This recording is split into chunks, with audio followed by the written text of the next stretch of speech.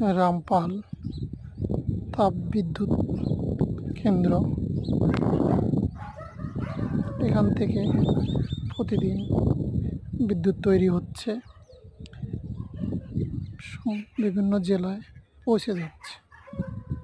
এটা কয়লা দ্বারা তৈরি হচ্ছে। 1320 মেগাওয়াট উৎপন্ন হচ্ছে।